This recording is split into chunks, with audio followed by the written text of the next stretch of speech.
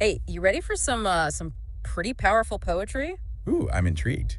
We're going deep into the world of Korean poet, Kim Yoonja. yeah, Kim Eunja, specifically her collection Speaking Asymmetrically. Well, speaking asymmetrically, Mhm. published by Hyundai Poetry. Yeah, such a fascinating title, right? It really is. It makes you think. Like right off the bat, what does that even mean? What is she talking about? It doesn't sound like she's talking about the poem's structure, being asymmetrical. Right.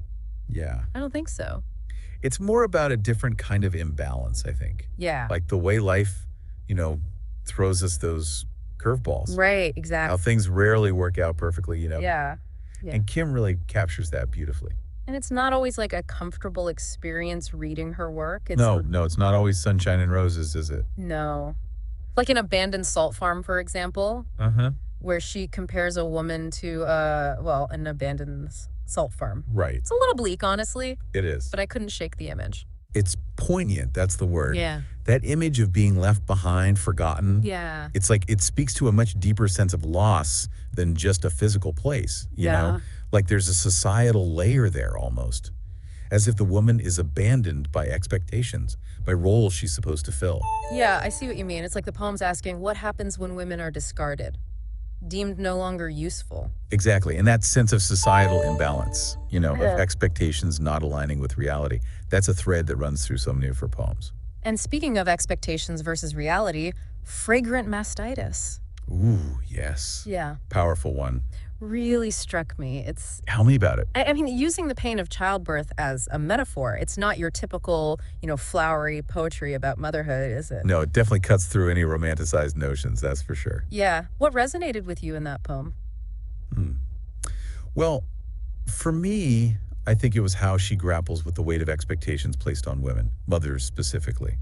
That unspoken pressure to sacrifice, to endure pain silently. It makes you think, like, is this fragrance, this idealized image of motherhood, actually masking something much more raw and difficult? Oh, for sure. Yeah. And then there's the flip side, nature. Kim uses so much nature imagery in her poetry, but it's not all pretty flowers and sunshine. Right, right. Yeah, it's not all, butterflies and rainbows. She often uses nature to highlight resilience, like how something can thrive in the harshest conditions. Mm-hmm. Like champagne mango recipe, for instance. Ooh, yeah, that was a good one. Aging, often seen as a decline, Right. right? Is reframed as this process of ripening, becoming more complex and sweet over time, like a mango. That one really stuck with me. Instead of fearing aging, she's almost celebrating it. There's this acceptance of the natural cycle of life, even the parts we might not love. Yeah, and then there's round leaf sedum, where she compares a woman's strength to a plant clinging to life on a cliff edge. Yeah. This seemingly fragile thing enduring those brutal conditions. It's an interesting contrast to the abandoned salt farm, isn't it? One's this emptiness, this giving up. But with the sedum, it's like there's this fierce determination to keep going? Yeah, it's like she's saying, look, even in the face of such stark asymmetry, life finds a way. And that connects back to the title, right? Speaking asymmetrically. Yeah. She's not just observing imbalance. She's finding the strength, the beauty that can emerge from it. And it's not just nature, right? She also tackles modern life head on. Shoe tossing immediately comes to mind. Yeah, yes. Mm. Those shoes dangling from power lines in Brooklyn. Yeah. It's a uniquely urban image, isn't it? But it speaks to something universal about leaving a mark, about the traces we leave behind. But are those marks intentional? Or are they just discarded remnants? It made me think about the disposability of modern life. We move so fast, leaving things behind, maybe even parts of ourselves. It's fascinating how that one image, can spark such different interpretations. And then there's Whiteout, Mhm. where she talks about, erasing a message, changing its meaning. It's so relevant to how we communicate today, how technology can manipulate truth. Absolutely. And oh, Black Ice, that was another one. With that chilling image of hidden danger beneath this seemingly smooth surface. Right, yeah. I feel like that's a metaphor for so many aspects of our lives, the things we don't see coming. Kim's poetry constantly challenges us to look deeper, to question what's on the surface. You're right. Her poems are layered, revealing more with each reading. I was curious about the language itself. Since we're only experiencing these poems through translation, is something lost in the process? That's a great question, and luckily, we have a critic's commentary Yeah. included with the collection. Oh, cool. So what is that? It's basically an essay written by a literary scholar. Okay. And they go, really in depth on Kim's work, exploring how her use of Korean grammar and wordplay Hmm. adds a whole other dimension to her poetry. So there's a richness there we might not even be aware of. Exactly. For example, they mention how specific Korean words she uses have like multiple layers of meaning, Hmm. which kind of get flattened in translation, unfortunately. Yeah, I can see that. And the way she structures sentences using certain grammatical features of Korean actually heightens the imagery and emotional impact. It makes me want to experience the poems in their original language. Me too. Well, It's a reminder that translation, while valuable, can never fully capture the nuances of the original text. yeah. Well, even in translation, there are so many lines that just jumped off the page for me. Right. Like in Abandoned Salt Farm, where she writes, "The wind alone could not be erased and left." Oh, wow. It's haunting how even in emptiness something remains. It's like a whisper of what was, a lingering presence. And from Fragrant Mastitis, this line, "I will write that I am expressing what has permeated until the last drop of milk is emptied." Yeah. It's Yeah. like it speaks to the depth of a mother's sacrifice, you know? It's powerful because what's not said is just as important as what is. All those unspoken expectations and burdens that go along with motherhood. It gave me chills reading that line. And then there's this one from Dragon's Back. "Scales are the final destination of the dragon who could not live anywhere. It's about fate, about how even powerful creatures are bound by their own limitations." It's a powerful image, suggesting that our attempts to escape our destiny might be what ultimately defines it. Her imagery is so evocative. I constantly found myself pausing, trying to unpack what she was really saying, how it connected to my own life. It's like she's tapping into these universal truths about human experience. You're right. She has a way of taking something seemingly ordinary, a salt farm, a mango, a shoe, and transforming it into a vehicle for profound insight. Speaking of connections, there's a line in Aloe that really stuck with me where she describes a woman's grief as stoic, saying, "A single scream did not escape." Ooh, yeah, Such a powerful image, isn't it? it is. It reminds me of the aloe plant itself, tough on the outside, holding so much healing power within. And it made me think, have you ever experienced a loss so profound that you couldn't even express it outwardly? I think many of us can relate to that. That feeling of being overwhelmed, almost paralyzed by grief. And Kim captures it perfectly in that one line. Yeah, it's interesting how she uses nature to mirror human emotions in that way. It's a reminder that we're not separate from the natural world. We experience those same cycles of growth, decay, loss, and renewal. And sometimes that resilience, that ability to adapt and survive, is hidden beneath a stoic exterior like the aloe plant. Powerful stuff. Yeah. And like the aloe, that resilience can be found in the most unexpected places. Remember that line from Yak's Origin? Even the excrement is offered as kindling. I have to admit that one is not exactly, a feel good image. No, it's stark, isn't it? Hmm. But it gets to the core of the poem's message, I think. Mm. The yak, burdened with carrying heavy loads, even its waste is put to use. It's like a reflection of the sacrifices we make, the way we find ways to survive even when life feels overwhelming. So even in the midst of hardship, there's this resourcefulness, this like making the most of what we're given. Exactly. It speaks to the human capacity for resilience, for finding purpose even in the face of adversity. And it ties back to that broader theme of asymmetry. Life throws us curveballs, but we find ways to adapt. Okay, that makes more sense. It's not just about the burdens, but how we carry them. And sometimes that carrying is a shared experience. Kim's urban poems, like shoe tossing, highlight that beautifully. Right. We were just talking about those shoes dangling from power lines. Such a strange sight, but there's something almost poetic about it. It is, isn't it? Those discarded shoes, they're not just trash. They become these markers of lives lived, journeys taken. But you said something earlier about disposability. And I can't help but wonder if those shoes also represent something we've left behind. Parts of ourselves, maybe, in this rush of modern life. That's a thought-provoking interpretation. It's as if the poem is asking, what are we sacrificing in the pursuit of progress? And what happens to the pieces we shed along the way? That's a great point. It's like she's challenging us to consider the cost of our modern lifestyles. And that challenge extends to the way we communicate.